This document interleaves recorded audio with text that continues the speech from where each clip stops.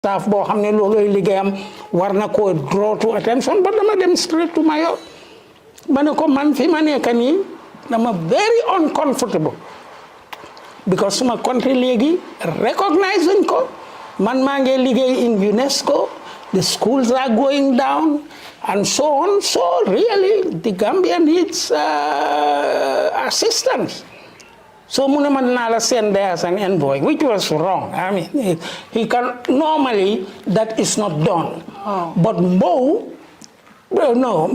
Mayor decided, despite the fact there were many criticisms, and you had a lot of opportunities who wanted to head the mission to Banjul as representative of Mayor and so on. But Mayor insisted that it was me, that I should go, which is a great honor to me, and it's a unique opportunity.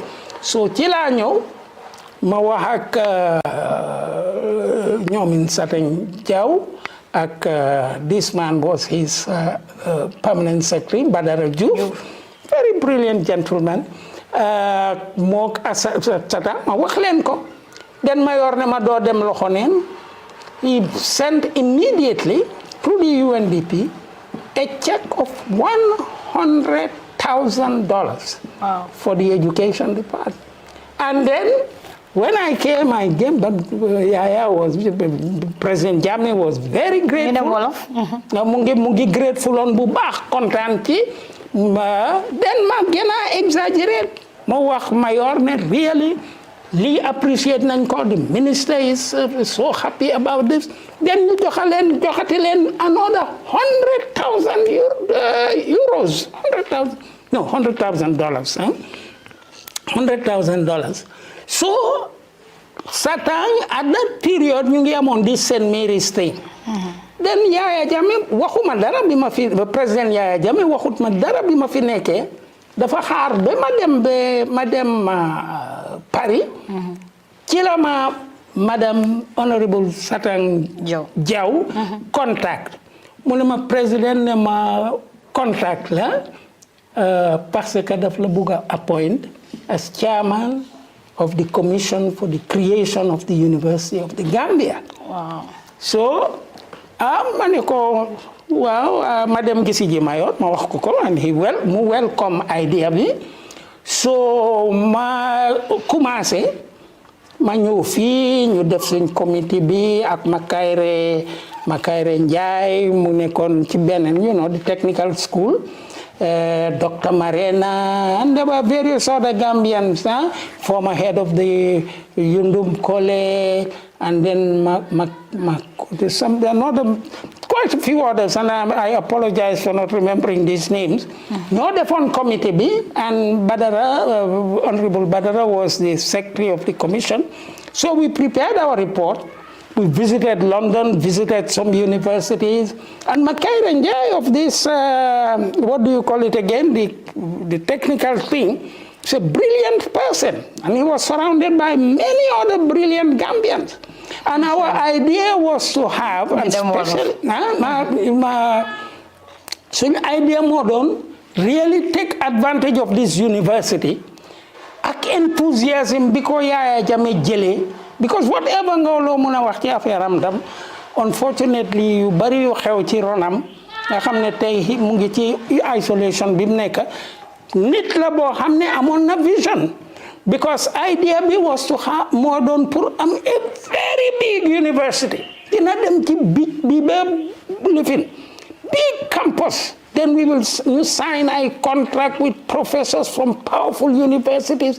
Ñoo xam ne dañoo ñëw lekk fii nga attract all the students from West Africa and Africa in general and even in Europe pour ñu ñëw fii. Yaa ngi dégg. That was the idea. Kula xam la President Yahya Jammeh, former president bi. Naka woon sa relationship ak Jammeh? Naka la ñëwee? To be very frank with you, ñu ne Jammeh dafa remember benn suma daan ñëw Gambia from UNESCO ak yooyu dama daan visit Gambia High School. Waaw Gambia High School. So benn yoon maa ngi fa dem ci prize giving day when all the families, papa yi, yaay yi, school believing. So I gave them a powerful speech on the powers of knowledge. Ban year la woon. That was around what year was this? Is around 1972, 73. So he remembers that, and he remembers a lot of remember yu bari yoo xam ne dañ ko daan wax moom moo jóg rek ne nañ ma appoint fekk maa ngi UNESCO de. ne nañ ma appoint bi ma ñëwee bi ma indee first grant bi UNESCO defee ne daf ma bëggoon jël ambassador at large. So that was delayed and so on. After my second trip, Chile decide finally, ne guy appoint me as an ambassador at large, a goodwill ambassador, pour my them around, pour seet lan laa ko mun a defal. But then ñu jox ma a very specific task. Moom mooy ne time boobu Angleterre mu ngi very cold with us, France, Germany, especially America. So ma dem ak Morocco. President dafa very much interested in pour mu dem Morocco. Yàlla may ma def then Wada was the Secretary General here. ñu préparal ma documents yi yëpp ma dem to London, to France, to America pour try to build up the goodwill between the Gambia and these countries. That later on served me loolu finally dimbale woon na ma bu baax. Parce que moo mënoon a tax ma gisanteeg Madeleine Albright. So by the time Yahya Jammeh duma appoint ambassador, Minister of Foreign Affairs, I have nearly touched some of these cardinal posts like London, France, ak Morocco. The Moroccan Prime Minister really became very positive with me. As for the British Foreign Minister, he really adopted me. He became such a good friend of mine that African ministers used to ask me to arrange an audience with them. Pour may arrange audience ak ñoom pour ñoom. So looloo tax bi ma nekkee with Yahya Jammeh daf ma treat very well, let me say. Daf ma treat very well, and ñu bari ñu ngi ci jealousone, but man first thing li ma foog ne Yàlla may na ma ko very quickly dama su ma gisee nit mun naa seet naka laa war a demee bon then Yaya a lot of esteem la ma defal. Daf ma encourage on sax bi nga xam ne buggu doon sax may dugg ci affaire yi national politics wala di dem to APRC meetings which most ministers yu bari dañ ci meroon. Even the vice president léegi moom daf daan use position am in order to implicate me léegi finam bi ñëw. Ban vice president? Aïssatou, but she was doing it in Aïssatou Ndiaye, she was doing it in good faith. And let the protocol will come. Vice president will be very grateful if you come because he's going to open something. You can come. So I will go, and then sometimes he used to ask me why did I go. So to be very frank with you and to be fair with him, he allowed me to do my job. At some point, even he refrained from interviews. But why? Because a lot of people didn't know, Yaya neka na ko hamne ñiti ñeme ñun ko. So lu tax yow mu war la jox that. Because one thing, I wasn't afraid of him, and secondly, he knew that I was not defiant, but that whatever I told him, I meant it, and it was in his own interest. He's not a fool, huh? He is not. Yaya used to even hire in those days, perhaps we had more money and we had a lot of friends in the Gulf who would send us planes free of charge. He saw to it that our diplomacy was powerful enough. And then mu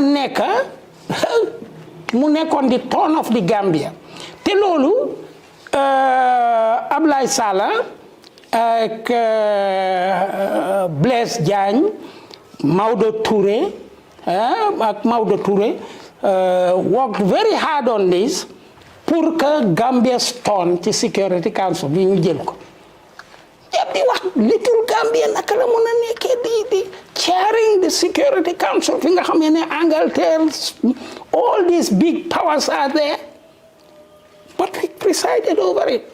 And for the period that we did it, ñu ngi indi positive changes to Security Council because Britain ak lifin yi Western countries dañ side on Great Britain ak America ne Libyans yi nga xam ne ñoo nekkoon ci lokka bi problème bi foog ñu try leen America wala Great Britain and Libya tam bañ ne duñ ko def so ñun ñoo recommend alternative system bi ne nañ ut a third country and I was presiding the Security Council with all these big powers and when I say I mean Gambia because I was doing it in the name of the Gambia and I had as a legal advisor legal advisor bu ma ko fàtte Esa Fall, young legal advisor, used to accompany Bless Jan and I and Ablai Sala to the Security Council. And he was very, very positive. And I can tell you that he was even very courageous because as a minister of Jammeh, he used to come and talk to me. As a young man, he was very young man, just newly recruited.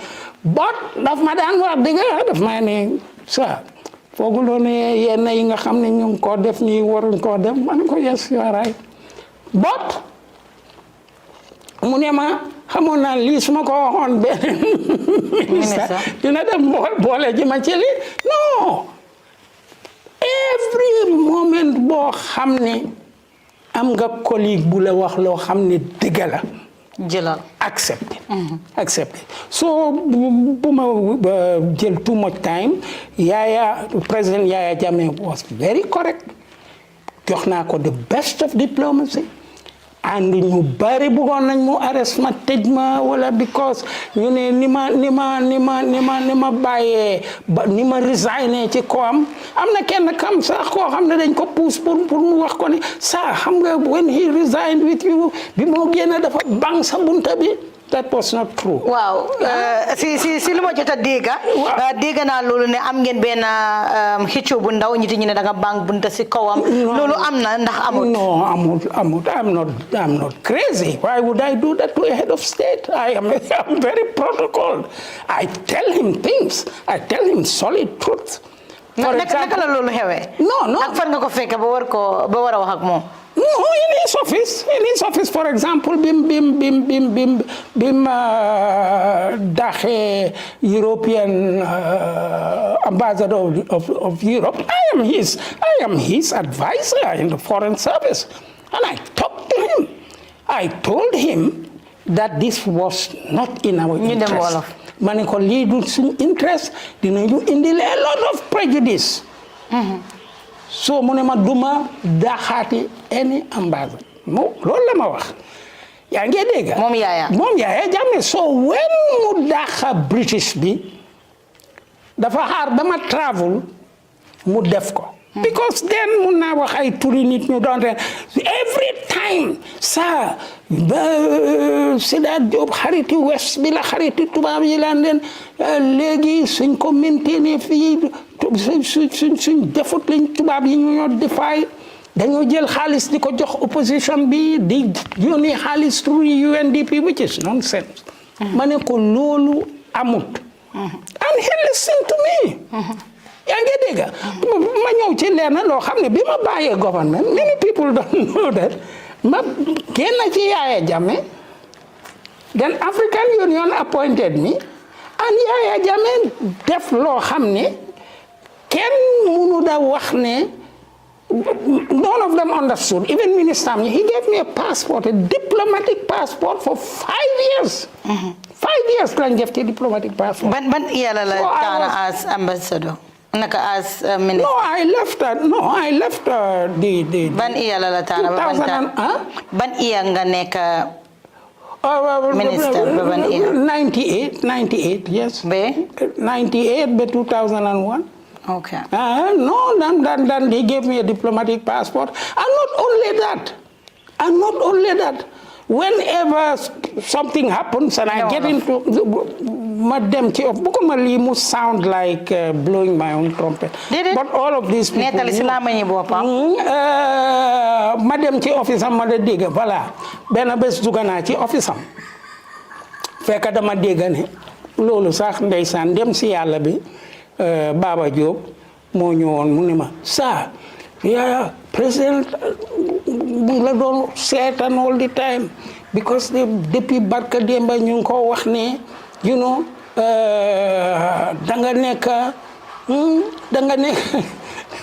danga nekk di prepare naka la tuddaati a coup d'état or something like that against him with the British and the Americans. Then kila naka tudda mu am kenn ku tudda Muniru Dabo. He was then the head of this this thing. What do you call it? NIA. moo nekkoon ci NIA bi. moo nekkoon head of the NIA. ma dem straight to the NIA. ma ne ko maa ngi dégg ñu ne dañ wax président ne maa ngi plot with the British and the Americans against him li ban nonsense la ni mu ne oh non dinañ wax Baba Jobe bum la dugal ci affaire am yi but Baba was very true to me. Baba was very serviceable and respect because he knew what the président bi xamoon ci man xam nga dama dem straight to président ma ne ko lan président lan la nit ñi di wax affaire yi ne dama nekk ci plot with British and Americans against you xam nga lan la ma Yaya Jammeh wax. no wax. don't mind them don't mind them la ma wax and loolu wax na ma ko ñeneenti yoon for other things. There were many people who used to go loo xam wala suñ gisee ne wax na dara ma jéem ko move out of it dañoo dem di ko wax ni yow yaay président bul dee nangu Sedat benn soo jëlee décision bi muy génne sa décision ba du leen faale because he was for the pour bigger good bi and man lenn rek laa regret mooy pour moom ni ma resigné was brutal. I do not want to do it. But he was really shocked. He was really shocked. And bi ma bàyyee ñu bare ngi doon bugg a jël opportunity boobu pour mu arrest. He would never do it. am na ñu ne benn bés kenn moo dem ci office am ne ko kenn kan no Fatou bëggul leen dem. no I wouldn't like to. I know them all. I know all those who went, but they all paid for it afterwards. Ma dem ci office am wax ko dara about ni lady waaw bul nangu muy la change from your district yow yaay head of state and so on and so forth. yaa ngi dégg mu ne ma soo xamee ñi nga xam ne dañoo ñëw ci suma office di ma wax affaire yi keneen yenn yi dama bugga Yaya Jammeh yenn yi dama bugga taaj leen taaj kiñ wax mu ne but léegi gis naa ne loolu is counterproductive comme que man xam naa ne dañoo def li ñoo def he was a very brilliant man. He even showed me mu ne ma xam nga léegi su ku ñëw su commencé di raay boppam bi rek di ma wax dara di raay baatam bi naa xam ne kii li ma wax ndax dina ma ko ñeme wax ci kanam ni nit ki moo jéem a lifin and then he used to enjoy mel ni yow maa ngi wax against you then in another circumstance we are together li moo gën a def mooy set interchange bi nekk suñ diggante because that will prove to him how hypocritical the person nit ki doon report keneen ci moom so affaire baa ngeen nekk very conversational now li ma bëgg a wax rek man moom mooy ne réew bu tuuti la really level of thinking bi nekk fii dañ ko war a égal because suñ sovereignty ñu bari yëguñ ko suñ problème yi affaire yi tribe nañ xelaat ne this in fact suñ waxee dëgga we are the majority of the intellectuals ak ñi nga xam ne ñu nga help government bi pour mu move they are all the tribalized Gambia. so docteur ban ñeme nga ma mun a wax ne yow ñeme nga Yaya Jammeh ku war ko wax loolu xit na Jammeh lu mu fi nekkut nit dina ne moo tax docteur wax loolu. non to be very frank with you. musuma koo ragal te musuda bugga ma ragal ko. musuda bugga ma raxal. amul kenn ku mu wax lii. déedéet musuda bugga yi sub daf ma daan benn bés dañ jëm ci moom te ñii ministre moo ma ko wax. dañ dem ci moom ne ko Sedat lii la wax li fekk I've already resigned fekk moo joxoon diplomatique ñu ngi doon jéem there were people who perhaps were ñu ngi uncomfortable on lan moo ci nekk ba Yaya Jammeh duma dee def dara. yaa ngi dégg ñu dem ñu ne ko Sedat dafa di lii ñu ne niñ ma ko waxee direct ñu ne ma honorable biñ ko waxee mu ne lii Sedat moo ko wax mais lii Sedat waxu ko. You understand? We built that type of. Kan mo woon sa sëriñ da nga amoon sëriñ. No. wax ñu. I don't need. Duma ko wax kenn. God is the. But why? But why? Parce que Jammeh is very. I don't have a. Jammeh dafa nekk koo xam ne dafa. Or ma jox la another practical example. Nen dem. Perhaps it's the method that I use with Jammeh, and with a lot of respect. You see, there he is decorating me when I went to Guinea-Bissau and got Vieira out of Guinea-Bissau. So, li ma la bëgg a wax moom mooy ne amoon na time boo xam ne nearly half of the ministers ci cabinet. kile rek lañ bañ Baba Jobe. And Baba Jobe, man, because he was very close to the president. He was so closest person to the president. Baba, yeah, there is no doubt about that. So, so, but they tried very, very hard. Very senior ministers. Them fall apart with Baba Jobe. Him falling apart with Baba Jobe, like what President Barrow is doing, mu transfer Baba Jobe to foreign service. So I was to take Baba Jobe to Qatar pour mu nekk foofu interpreter assistant to the ambassador. Yaa ngi dégg Baba Jobe. So madam, there was a meeting of the Islamic conference.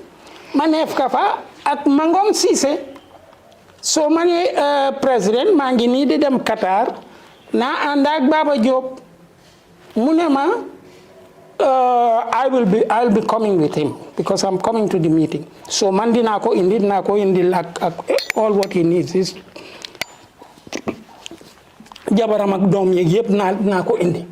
So in the meantime, the period that I left mutud 1 week sax xam nga ñuy def lu bon duñ succeed. For some reason mu link up again with Baba Jobe. Mu make up pajoro bu bees pull reinstate ko in all his these things while man maa ngi Qatar di xaar Baba Jobe ñëw. So President Jammeh ñëw ma gis ne Baba Jobe ñëw waxuma ko dara. That was my method. You see, with President Jammeh, I never initiated anything except if it is fundamental that he should do it. Mu war koo def dama ko wax su defee dara te waxut ma ci dara pour jël suma opinion duma ko ci wax dara so mu agsi laajuma ko ana Baba Jobe ne Baba Jobe ne ko fi but Mangom Cissé was very close to him. Mom tam was very close to him. Laaj ko ne ko Baba Jobe man ma ministre bi dañ doon xaar the arrival of Baba Jobe mu ne no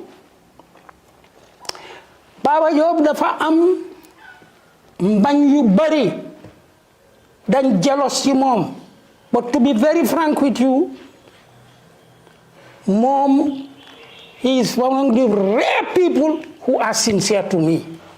Nii la ko ko waxee ba tey man laajuma président lu tax ñëwuloo Baba Jobe waaye loolu li tax dama waxoon ne di nga accès moom I didn't ask him and he did not raise it up with me until he left. So to be very frank with you, he was very mystical. Recount a lot of. I had open misunderstandings with him. In Egypt, in Nakalatudati, in Tripoli, in all over. May always we did it because he took the initiative. Ma ande ak mom ak Mecca ñepp dañ fogon ne daf ma dismiss. There were many people around all la legi mu dismiss, but he maintained my distance. I talked to him and I knew that he wasn't listening. I went away. But at some point da nga dawon Gambia ken gisatu la ken degul la. No. Lolu is another thing. Lolu mom moy bima resigné the government, Mangi stay on here for nearly 7 years, going in and out of African Union, going to the Club of Sahel, the OECD, and various other meetings. Then I don't invite the meetings you bury. Then around that period, so remember very well, Baba Lee came out very strongly against what Yahya Jammeh was doing, saying that some of the things being ran it dañ wax ne dañ rey gaay because Sharia, but Baba Lee said it's not Sharia. And then Fatou Bensouda also did something. I think it's whatever it may be, but he arrested both of them. When he arrested Fatou Bensouda and Baba Lee, many people don't know that he's very close to me. He comes here very often. We used to see one another, we talk and discuss. So bim ko dismissé, it coincided with a trip bima neke fale, neke Dakar. So I did not like that at all. Mangi don't hesitate, either suma delu se pour jema wax affaire bi. But I was no more minister. Te suma waxee ci presse bi, then he was very bu ngi tàngoon torop ci affaire yi Baba Lee ak Fatou Bensouda. But kii Buuba Baldé ak Sedat Jobe and Buuba Baldé and Sedat Jobe were really ñoom ñoo daan architect ñu ne ma docteur te yaa ngi fii and yow xam nga situation bi nekk ci dëkk bi nii la mel. Man ko man am na loo xam ne motivé na ma lim arrest Fatou Bensouda ak Baba Lee dinaa wax. It was then that I was interviewed by Panderi Mbaye, then RFI, BBC, yep. Then I knew that munatuma dellu si Gambia. Mais Baba Lee moom moo taxoon ma wax mainly because I cannot imagine Baba Lee in a cell. Here was a man who was an erudite in his religion, affable person. Tell him wax du woon dara loo xam ne am na sikka. But because the man, there were people around him pour di ko forcer muy arrest nit. dañ ko daan koona gis nga rey yu bari yi man am not his lawyer. But I can tell you that many of them happened in a very flimsy manner. He was not in a very vibrating this thing. Di wax ne dem leen rey ñenn yi dañoo jël initiative sax.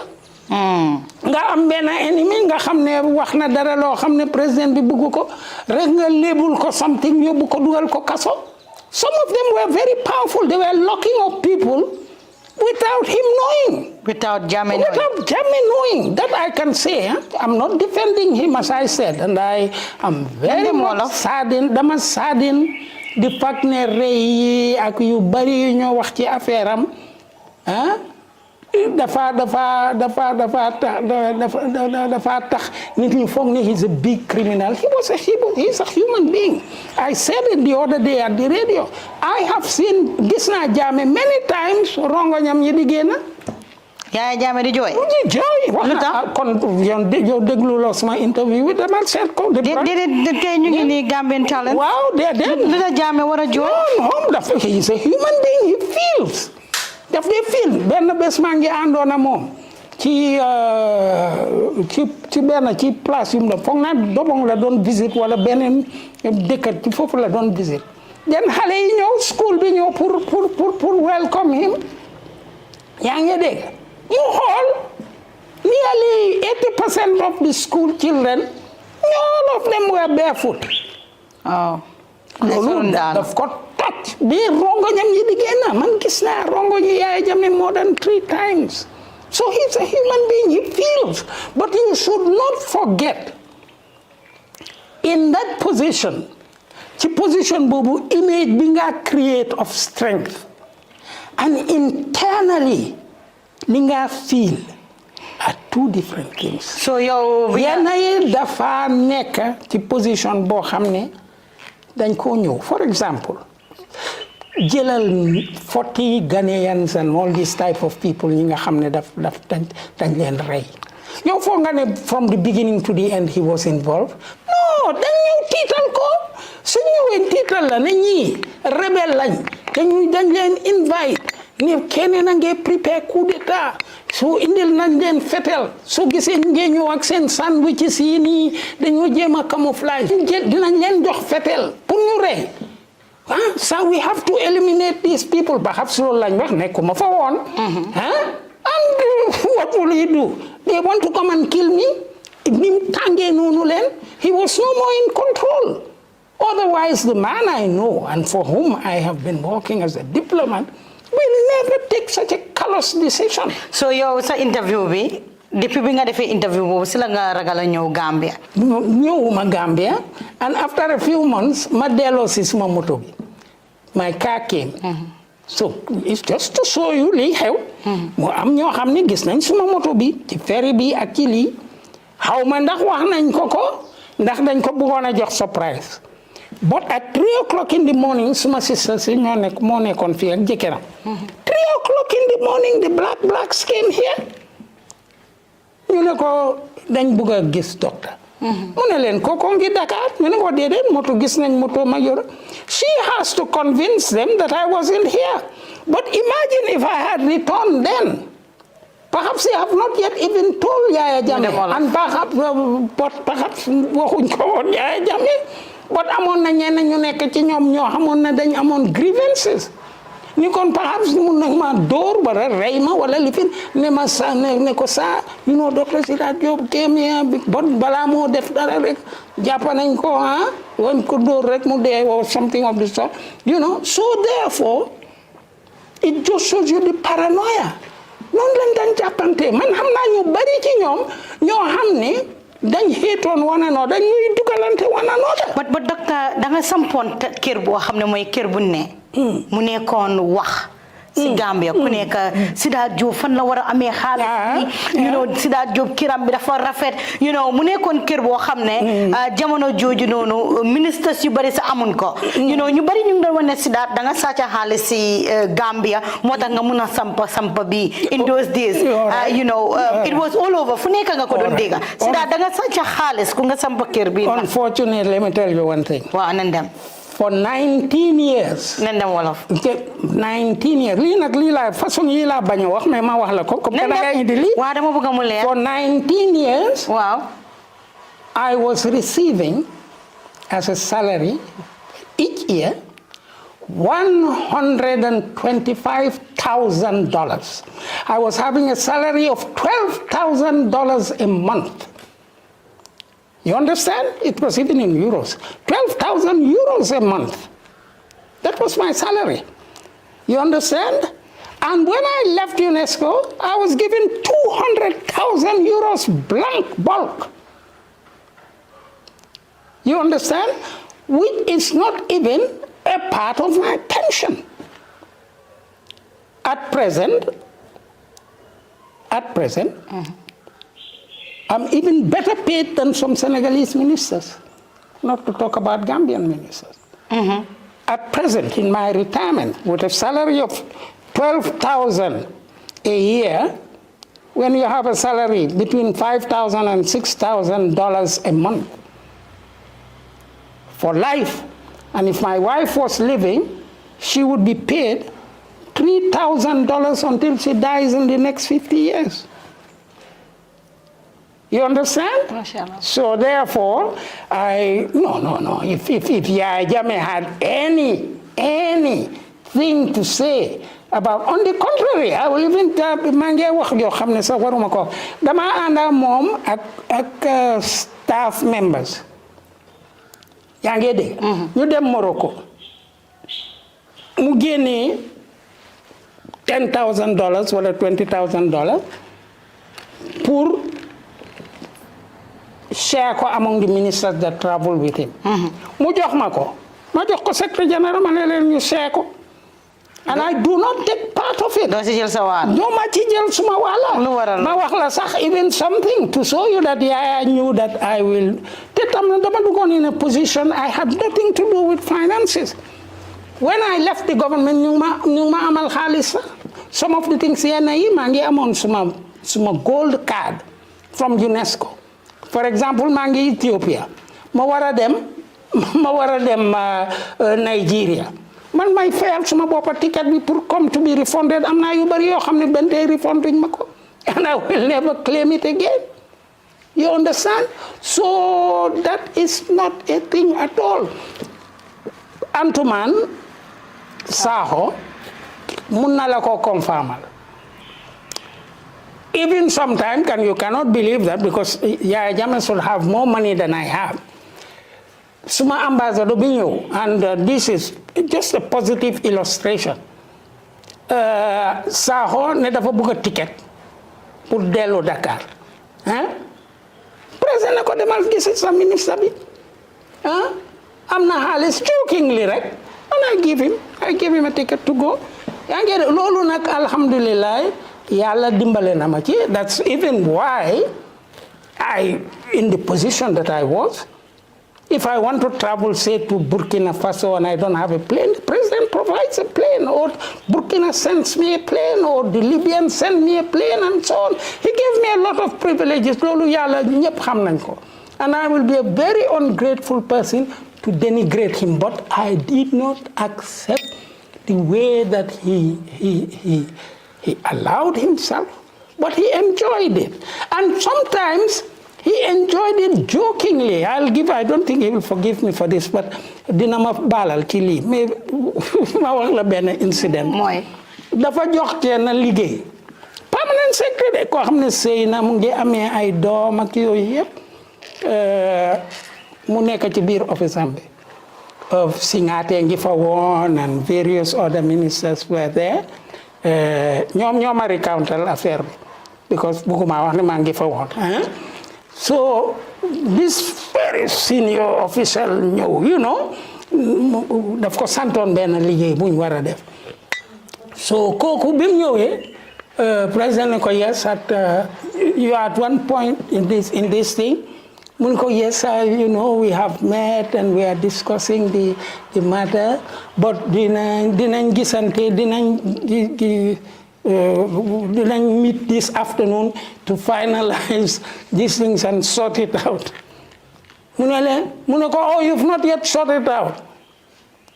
You sort it out or I'll fry you without oil. yaa ngi dégg so kooku génn ci office am bi di lox bi kooku génn rek he busted out laughing. Moom Jammeh but the man was completely foofu benn point la ci moom boo xam ne am na its positive nature and its negative nature. mooy ne dafa bëggoon a create an atmosphere foog naa man kenn rek gisuma loolu foo xam ne su waxee ne dafa bëgg a lii xew mu xew.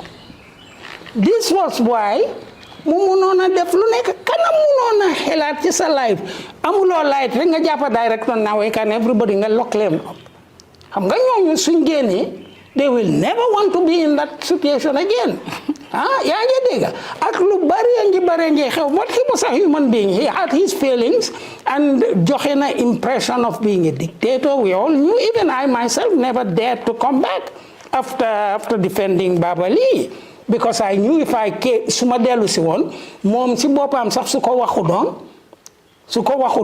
ñeneen noonu ma ko def te jéem nañ lu nekk bi ma resigné. ñaata years nga nekk outside. No, it was just about 8 years because I stayed here for about. I resigned in maa ngi resign 2001. And I went into, I was here from 2001 up to 2010. 10 years I was here going in and out, doing various conferences or going to various meetings. One thing, foofu tam foog ma wax ko pour moom. Wow.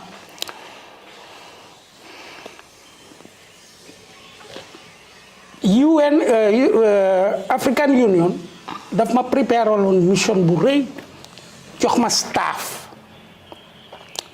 staff bu baax a baax ñoo xam ne dañ ma doon accompagner because dama waroon a dem because of the success bi ma am Guinée Bissau ba ma mun a génnee foofu Vieira and so on négociation siñ def tam pour Casamance ba nga xam ne 8 Senegalese ministers had to come ñu ngi ñëwoon pour meeting bi in Atlantic Hotel. African Union bi Amara Isi was moo doon kilifin bi naka la tuddaati secretary general bi ne dama war a dem Liberia pour négocier ak Charles Taylor ak rebels yi fa nekk. Rebels yi they were in the interior of the country. Everything was ready. Suma ticket yi yëpp dañ pare. Then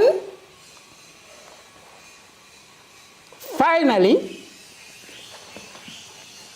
ñu indicatal ma ne parce que su African Union wala UN bugga laa appoint or anything for a higher post dañoo inform sa dëkk.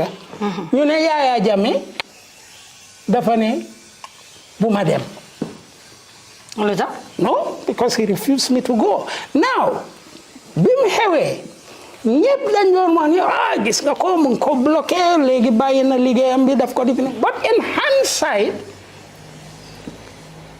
I came to believe dafa gisoon ne that post was exposing me to a lot of dangers yoo xam ne man suma bopp sax xamuma ko. Because su ma jógee woon ci capitale Liberia dugg ci biir àll boobu ne dama negotiate with those rebels munoon nañ ma faa rey. So to be frank with you, Yahya Jammeh protected me. Protected me because su ma dem bi file biñ ko informé pour ma dem Haiti, which is also another very dangerous country. You understand? There he had no problems with me. Te man su ma bëggoon a def dara loo xam ne defalut ko ñeneen ñi du ma jox diplomatic passport for 5 years after I have left him. That must come from a very different way of considering ki la doon former foreign minister. So loolu rek laa la wax ne fi mu nekk nii tey man gis naa all the good things that he could do, the great ambition, the vision of powerful things that he wanted for this country. The sad thing was, as a human being, he succumbed to flattery. Mu ngi succumb ci ñi nga xam ne ñu ngi ko tagga ñi nga xam ne ñu ngi doon benefit from him. Gis nga tey li nag mooy suma conclusion. Tey li jotoon Yahya Jammeh, despite the fact that ñëpp a ngi foogoon ne ku am doole la mu ngi nekkoon, there was a circle around him ñoo xam ne ñoo doon benefit. Tey ana ñooñu ana général si ana ñeneen nit ñi nga xam ne position bi ñu occupé yoon luñ bëggoon ñu mun koo def.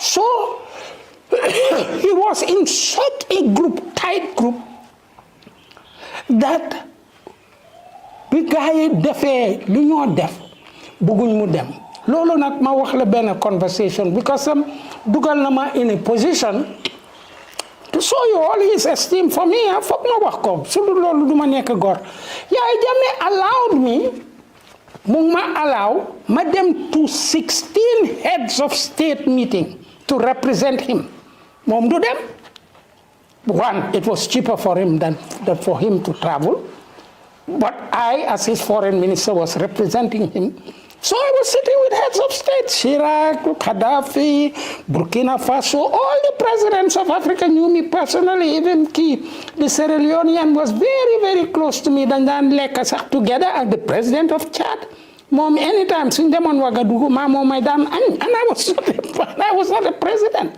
Abdou Diouf became very close to me Wada and all these people he used to send me and they gave me the status I was lodged at the same level when I headed our delegation with these people but people you ko surround maa ngi ñëwoon ci Togo bi ma nekkee Tripoli President Yahya Jammeh explainal na ma ne mu ne ma ñëpp a ngi yuuxu because Ghana rolling sa ñëpp a ngi ko accuse ne dictateur la lii dafa bañ a bàyyi France Germany Angleterre ñëpp mu ne ma xam nga Mr. Minister man talking to me as a he's a president I'm just a foreign minister mu ne many times laa bugg a bàyyi mais su ma buggee bàyyi mu ne ma ñi nekk ci army bi ñi nekk ci civil service bi ñi nekk secret lifin yi ak mayors yi dañoo defe délégation ñu ne ma doo dem fenn soo demee ñun wataaw lan la wataaw yi ñun lan la ñoo def doo dem fenn so he's a prisoner. You will say, okay, he shouldn't listen to them and walk away and do what he wants. He cannot. And that's what I say. I do not wish for our own head of state. We have a very peaceful country. MashaAllah.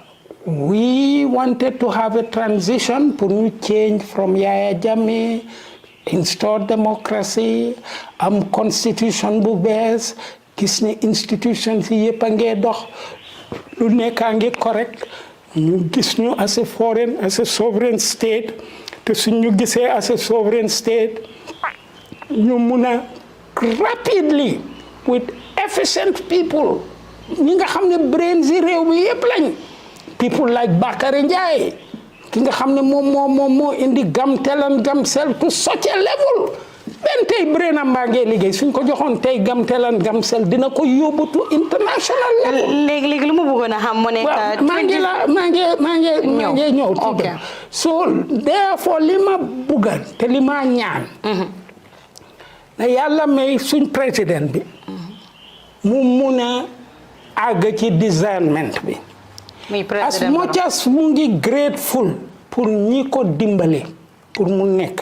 ak ñi continuer di ko won ne ñun ñoo la support kenn du bugga pour mu humiliate leen mais que yàlla may ko strength bi nga xam ne dina mun a see clearly ci li xew gis at the present moment ni ñi ñoo wax yépp yoo xam ne doxuñ ci réew mi blémuñ ko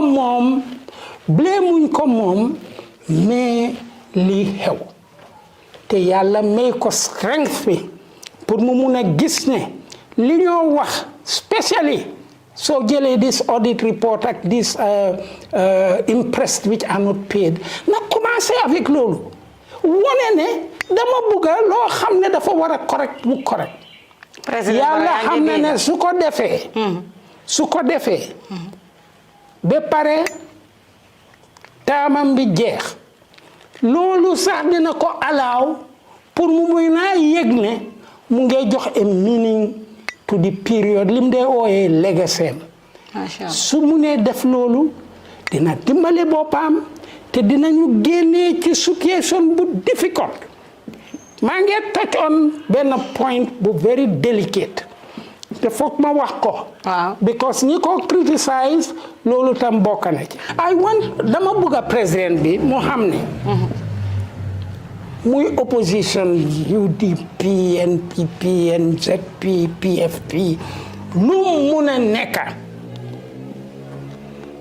if su nit criticize lii xew par rapport our constitution par rapport suñ laws yi ak ni ñoo implémenter our financial resources bum ko jël as personal su fekkee moom caractère am moom mooy ne is an easy go person dafa bugg a bàyyi yëpp bugg a tëj kenn bugg a implicate kenn bu mu bugg a loolu waru daat allow ñooñu ñuy jël advantage on him ñuy def loo xam ne ci réew bu am laws and regulations dinañ ko def moom ci boppam su gisee ne joxe na authority straight away pour am a regulated state pour am state boo xam ne financial naka la tuddaati financial regulations ak all the mechanisms of state out ñu ngee dox correctly respect rek ko dee jox dafa naxaree def because ñi nekk around him duñ bugga loolu because li ñoo enjoy ñoo mun a def luñ mun a def ci turam gis nga ne yëf yi sax laal na Yahya Jammeh because under Yahya Jammeh most of the things yi nekk ci impressed non-retirement of impressed they happen to in Yahya Jammeh's period yaa ngi dégg so man loolu rek laa ko énee te tam suma advice ci moom mooy ku ko criticize wala make observation bu mu la jël as an enemy on the contrary dafa seet lan nga criticize lan nga laajte mu ngi lucide enough pour xam ne dëgg la su fekkee ne dëgg la mu dox ci su ci doxee den du am opposition lu mu fi def loolu lay laajte waaye wax naa leen ko Gambian Talents TV ngeen a seetaan docteur Sedat Jobe leen toogal nettali nag si laama ñi borom la daaxee gis ngeen li nga xam ne loolu la contribute si Gambia ku ma leen indil rek ngeen xam ne ndaanaan laa leen indil duma toog rek indil leen cala ak ci li déedéet dama toog indil leen ñi nga xam ne ñoom la ñoo ooye action man ñi nga xam ne nag seen liggéey moo leen waxal docteur 2016 ana nga woon 2016 maa ngi woon fii. yaa ngi woon si dëkk bi. I voted. docteur léegi. no excuse me 2016. yes déedéet maa ngi woon Dakar. yaa ngi woon Dakar maa ngi woon I came only after bi Yahya Jammeh demee. si la nga ñemee ku ñëw. waaw but I came before even foog naa before bara I like what you said ci nga ñeme ñëw ci la ñëpp ñeme ñëw. gis nga nga ne si lan ñoom ñeme nga ñëw. non gis nga non but you see man loolu. soo gisee mu maa reeloo. ñi ko wax. xamuñ fundamentally. gis nga Yahya Jammeh there were more than 3 personalities. More than even 7 personalities, Yahya Jammeh. He can change. You can meet him now, he's laughing. And the next moment he's very angry. The next moment he starts joking. But globally, that's not the man. The man has another softer part of himself. The man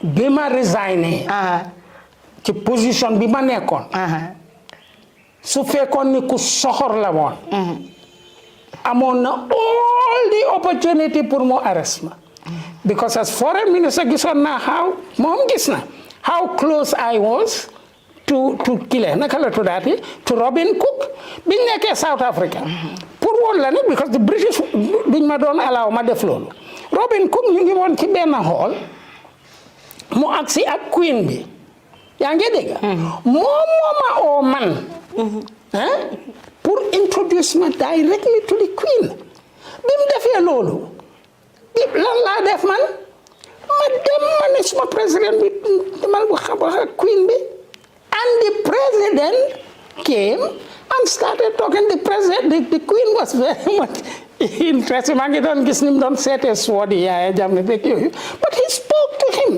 So bima ñëwee fii I remember when that thing was announced in the newspapers ndeysaan waa Juwaara mu wax ne déedéet Queen du Musa wax ak Yaya Jammeh but the truth was that he spoke to the Queen. I was standing by mu wax ak moom yaa ngi dégg soo maa ngi laa wax ne su fekkoon ne Yaya Jammeh ku bon ku soxor la dictateur bu lifin la woon nii yaa ngi dégg bi ma bàyyee liggéey munoon naa use rek excuse yi gars yi doon wax yëpp ne dama doon cooperate with the British and the French to down so him dina munoon na ma arrest as collaborating with foreign countries against him but never did he make fear. I stayed here for 10 years going in and out of the country. On the contrary, I was having his diplomatic passport, going in and out, and I was sitting in the what do you call it again? The salon d'honneur,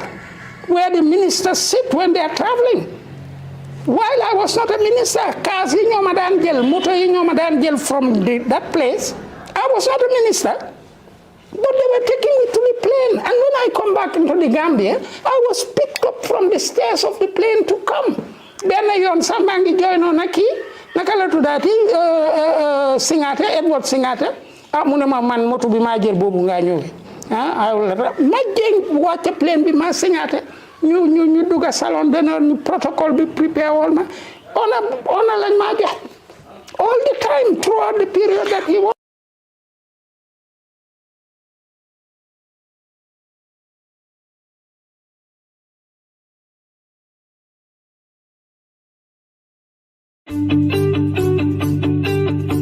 If you want to receive monies from UK, Europe, USA, Canada, Switzerland, and the rest of the world, Supersonic's money transfer has got you covered. With the largest payout network in the Gambia, you can now receive your monies anywhere you are, from Kartong to Koina, with less hassle. Yes! You can receive monies from your family and friends in UK, Europe, USA, Canada, Switzerland, and the rest of the world with our safe, secure, fast, and convenient service that offers you the largest selection of payout locations in the Gambia.